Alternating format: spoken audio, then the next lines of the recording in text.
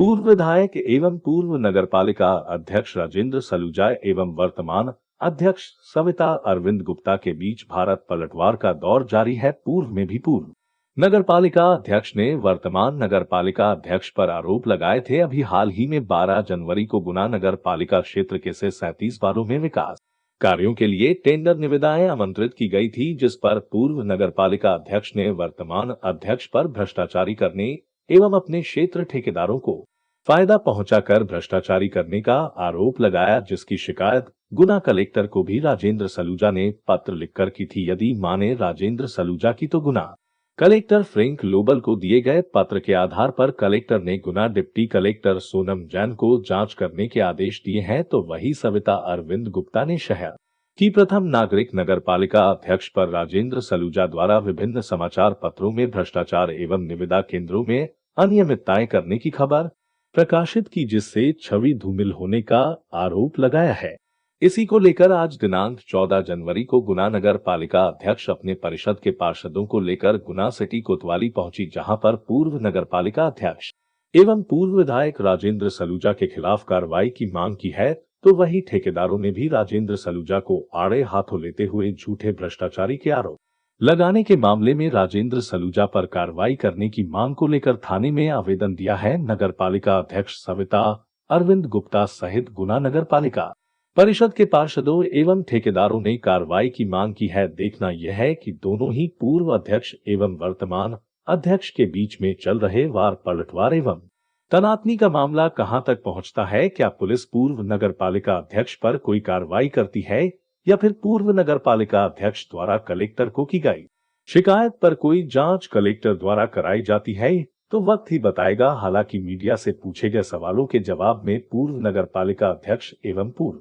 विधायक राजेंद्र सलूजा ने अपनी बातों में भी कहा है कि टेंडर की प्रक्रिया नियमानुसार की गई है। सिर्फ सभी ठेकेदारों को जो निविदा आमंत्रित की गई है उनकी सभी की दरें एक समान है। तो वही नगर पालिका अध्यक्ष प्रतिनिधि अरविंद गुप्ता ने ठेकेदारों द्वारा जो निविदा की थी उनकी सूची निकाल कर दी है कि सभी में अलग अलग ठेकेदारों का अलग अलग दर से निविदा ऑनलाइन की गई थी। समझ से परे है। विवाद क्या है आखिर? कि इन्होंने मिली भगत करी है ठेकेदारों के साथ। टेंडर सारे ऑनलाइन होते हैं, इसलिए मिली भगत की कोई जरूरत ही नहीं है, कोई मिल ही नहीं सकता। और जो आरोप लगाया उसके खिलाफ उनके खिलाफ FIR दर्ज होना चाहिए। हमारा यही है TI साहब से कहना कि हम यहाँ FIR दर्ज कराने आए, उनके खिलाफ FIR दर्ज होनी चाहिए। अगर उचित कार्रवाई नहीं करता है प्रशासन तो आपका अगला रुख क्या रहेगा? हम मानहानि का वो करेंगे, दावा करेंगे, मानहानि कोर्ट तक जाएंगे? कोर्ट तक जाएंगे। बिल्कुल। बताइए। मैं नगर पालिका अध्यक्ष सविता गुप्ता। क्या है पूरा मामला? थाने किस लिए आए हैं आप? मैं थाने में सभी पार्षदों के साथ और सभी ठेकेदारों के साथ आई हूँ। मैं FIR दर्ज कराने आई हूँ। मेरे ऊपर जो राजेंद्र सलूजा जी ने झूठा आरोप लगाया है वह सरासर गलत है। ये कहीं से कहीं तक सही नहीं है। क्या आरोप लगाया है? उन्होंने ये अभी टेंडरों के संबंध में जो आरोप लगाया वो पूरा गलत है। आज गुना कोतवाली में आवेदन देने आए थे, किस चीज का आवेदन दिया है? श्रीमान जी, पूर्व नगर पालिका अध्यक्ष जी ने पत्रकारों को अखबारों के माध्यम से हमको जानकारी लगी कि बताया कि गैर कानूनी रूप से टेंडर हो जाते हैं। और गैर कानूनी रूप से टेंडर हो जाते हैं तो MP ऑनलाइन की प्रक्रिया जो मध्य प्रदेश शासन और शिवराज सिंह चौहान और जो बिल्कुल नियम कैसे टाइम से टाइम चलती है उस पर ही लांछन लगा दिए उन्होंने। तो आप लोग अब इसके खिलाफ में आपने आवेदन दिया है, आप क्या मांग कर रहे हैं पुलिस प्रशासन से? तो कल कलेक्टर साहब को भी आवेदन दे के आए थे। क्या मांग है आप लोगों हम की? चाहते हैं कि उन्होंने जो भ्रष्टाचार का लांछन लगाया है ठेकेदारों पे, मतलब ठेकेदार भ्रष्टाचार होता है, ठेकेदार भ्रष्टाचार का प्रतीक नहीं होता, नेता भ्रष्टाचार का प्रतीक होता है। राजेंद्र सलूजा भ्रष्टाचार का प्रतीक हो सकता है, ठेकेदार नहीं हो सकता। ठेकेदार तो जो सारे ठेकेदार जो अभी यहाँ खड़े हुए हैं सारे इसी आवेदन के साथ में आए ना आवेदन देने। उनने किस गलत मतलब किस तरीके से उन पे क्या प्रमाण है? आपने क्या कार्रवाई करने का आवेदन दिया थाने में? थाने उन पे FIR का आवेदन दिया। क्या नाम है आपका?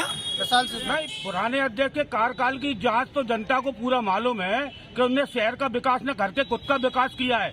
लोक आयुक्त में अगर उनकी जांच हो जाए तो नगर पालिका अध्यक्ष के पहले उनकी प्रॉपर्टी कितनी थी और वर्तमान में कितनी है।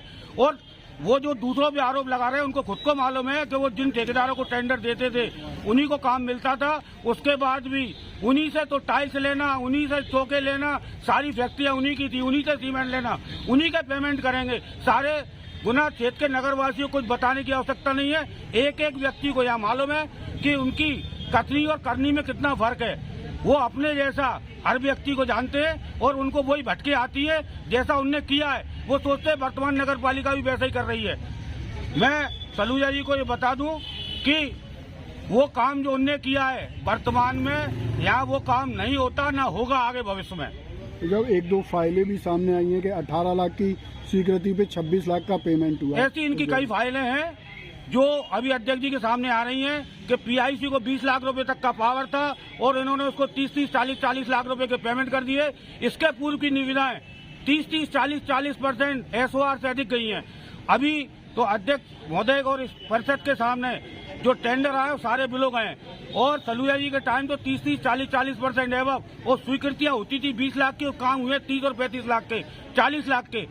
और इनकी खुद की जो फैक्ट्री है जिससे लोग कहते हैं शहर के, मैं सुनता रहता हूं कि 3,000 की कुर्सी 12-12 हजार की कुर्सी में इन्हें सप्लाई की है। ये सारे भ्रष्ट काम उनने भ्रष्टाचार के खुद ने किए हैं। वो अपनी तरह के, मैं फिर कह रहा हूं आपसे कि जैसे वो हैं वैसा ही वो शहर के दूसरे व्यक्तियों को या शहर की प्रथम नागरिक को वैसा ही वो समझते हैं। आदरणीय गुप्ता जी, जैसे कि पूर्व नगरपालिका अध्यक्ष द्वारा एक आरोप लगाया जा रहा है कि आपके द्वारा जो निविदाएं आमंत्रित की गई थी उसमें काफ़ी गड़बड़ियाँ हुई हैं और एक सी रेटें दी गई हैं और आपके ऊपर ये भी आरोप लगाया जा रहा है कि आपकी मिली भगत से ठेकेदारों को फ़ायदा पहुंचाने के लिए ये सारा काम किया गया है। क्या कहना चाहेंगे इस मामले में? मैं आपको एक बात बता दूं कि आपने जो क्वेश्चन किया है या जिसने जो आरोप लगाया है, पहले उन्हें ये ज्ञान होना चाहिए, चूँकि वो नगर पालिका के अध्यक्ष रह गए, कि ना तो मैंने और ना कोई अध्यक्ष जी ने निविदा ऑनलाइन लगी है, नियम से लगी है। और आपने भी उनसे जो वाइट लिए तो उन्होंने उसमें ये कहा है कि जो निविदाएं लगाई गई ऑनलाइन नियम से लगी है। ठीक, रही बात इसकी कि वो जो कह रहे हैं दर एक सी आई है, तो आज जो टेंडर खुले हैं उनकी दरें आज सबके सामने ओपन हुई है, मीडिया को भी जारी की गई है, जिसमें कोई भी एक सी रेट नहीं है। कोई में 1%, 2% बोलो, किसी ने 5% बोलो, किसी ने 7%, किसी ने 10%, किसी ने 11%, किसी ने 24%। तो आप उनसे पूछें, वो ज़्यादा ज्ञानी और ज़्यादा अच्छे व्यक्ति हैं कि इसमें बता दें कौन सी एक सी रेट है। और रही बात इसकी कि पूर्व नगर पालिका अध्यक्ष जी कह रहे हैं कि जो नाम उन्होंने दिए थे उनमें से आधे वही आ गए और ये हो गया और वो हो गया। उनको ये मालूम है, ये जो जैसे कि जानकारी लग रही है कि अभी कुछ टेंडर हुए थे उसमें ठेकेदारों के द्वारा जो अनियमितता की जा रही है या नगरपालिका अध्यक्ष के द्वारा की जा रही है, क्या पूरा मामला है थोड़ा सा बताने का? मैं आपको जानकारी देना चाहूँगा कि नगरपालिका द्वारा कुछ वार्डों में टेंडर लगाए गए थे और टेंडर प्रक्रिया में ठेकेदारों ने जो टेंडर डाले थे, टेंडर खुलने से पहले मैंने कलेक्टर साहब गुना को एक पत्र जारी करके दिया जी कि ये अध्यक्ष जी की मिली भगत से इन लोगों को इन वार्ड में टेंडर खुलने वाले हैं। टेंडर खुलने से पहले 10 ऐसे टेंडर क्लियर हुए जो मेरे द्वारा पत्र कलेक्टर साहब को दिए गए थे, वो वेरीफाई हुए। जो 7 टेंडर वेरीफाई नहीं हुए उसमें सेकंड नंबर पे रेट वही की वही आई जो मेरे द्वारा दर्शाई गई थी और 5 से 7 टेंडर बाहर के लोगों ने डाल दिए, नहीं तो वही जो सेकंड पे आए जिनकी मैंने नाम डाले थे, उससे ये महसूस होता है कि पूरे 17 ठेकों पर इनकी सेटिंग थी, पारदर्शिता नहीं थी। ऑनलाइन टेंडर का मतलब क्या होता है? जब ऑनलाइन टेंडर है तो रेट अलग अलग आएंगी, इनकी रेटें फिक्स आई हैं, 10 की फिक्स आई हैं और 7 की भी वही रेटें आई हैं। तो कहीं ना कहीं इसमें भ्रष्टाचार की बू आती है। और मेरे पे जो आरोप लगाए जा रहे हैं कि मेरे को भटके आ रही है, मैंने आपको नॉलेज में देना चाहता हूं कि कांग्रेस की सरकार बनी और 15 महीने पहले मुझे इसलिए हटा दिया गया कि टेकरी मंदिर शासकीय करना है। मैंने कहा टेकरी मंदिर ट्रस्ट है, ट्रस्ट अच्छा काम कर रहा है, शासन को हम नहीं देंगे। क्योंकि कांग्रेस की सरकार थी, उनका दबाव